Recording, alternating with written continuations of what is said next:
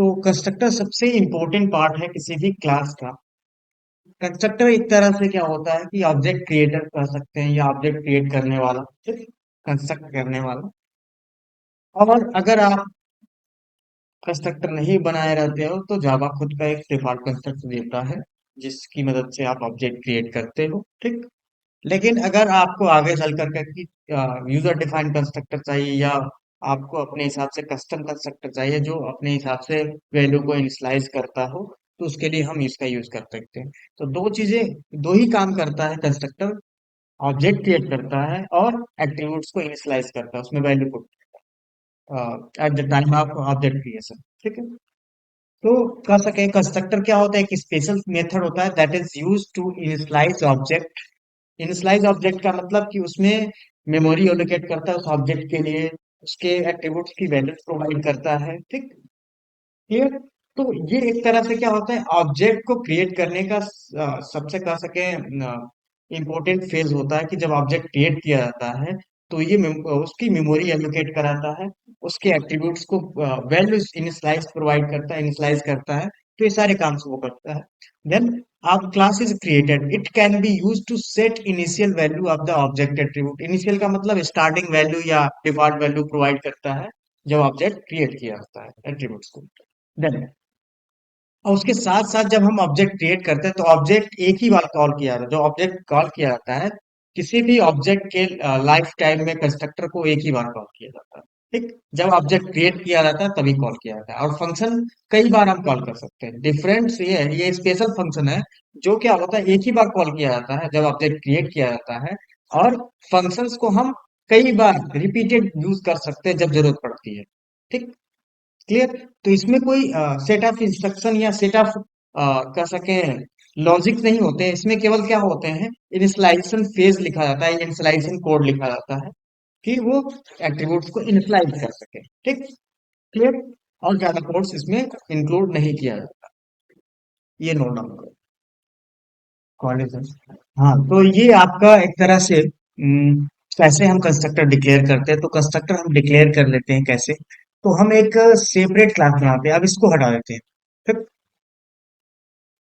या हम दूसरा क्लास डिफाइन करते हैं सेपरेटली एक दूसरे पैकेज में, ठीक है। एसआरसी के अंदर एक दूसरा पैकेज हम बना लेते हैं, ठीक। तो पैकेज हम बना लेते हैं my dot tag two, tag two, ठीक, एंड देन फिनिश। अब इसके अंदर भी मैं एक मेन फंक्शन बनाऊंगा, मेन क्लास, मेन फंक्शन के साथ, और एक क्लास आपका जिसके अंदर कंस्ट्रक्टर बनेगा।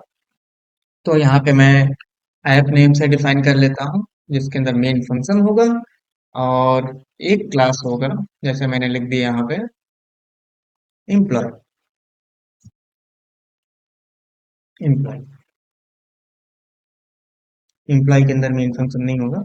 अब मैंने डिफाइन किया।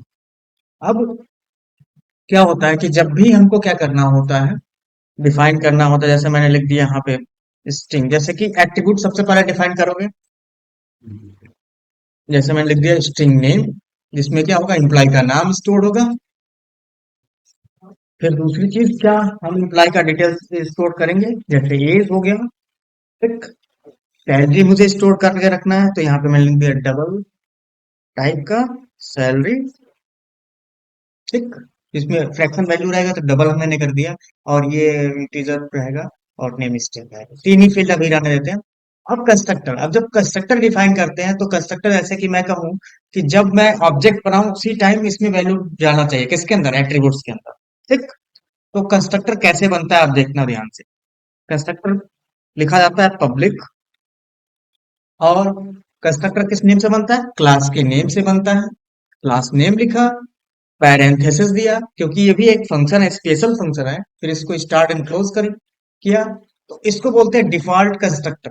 This is default constructor. लेकिन मुझे डिफॉल्ट कंस्ट्रक्टर तो पहले से ही मिल रहा है, लेकिन मैं चाहता हूं कि इसमें क्या करूं, नेम पास करूं, एज पास करूं। तो मैं यहाँ पे लिखूंगा क्या, स्ट्रिंग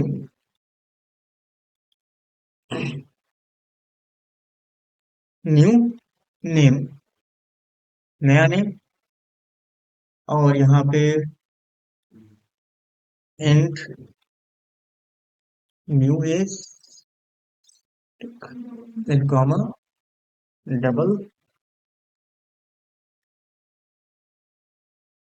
न्यू सैलरी। ओके।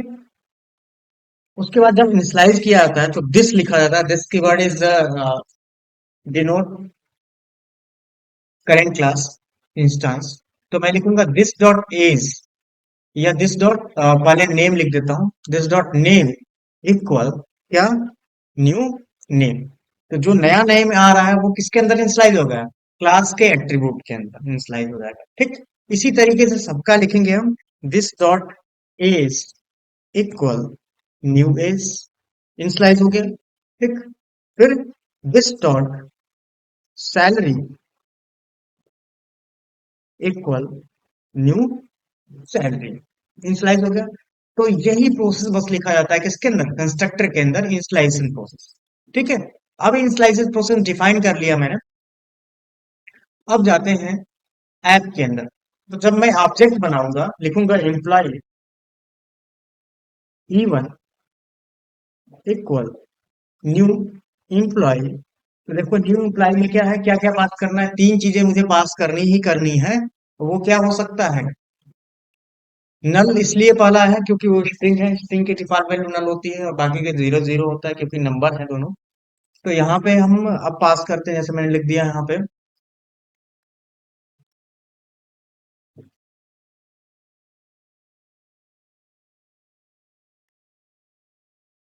और मैंने यहाँ पे लिख दिया, एज लिख दिया 24, और यहाँ पे मैंने दे दिया सैलरी दे दी, पॉइंट जो भी देना हो, जैसे मैंने 0.73 दे दिया। ठीक, तो ये हो गया सैलरी।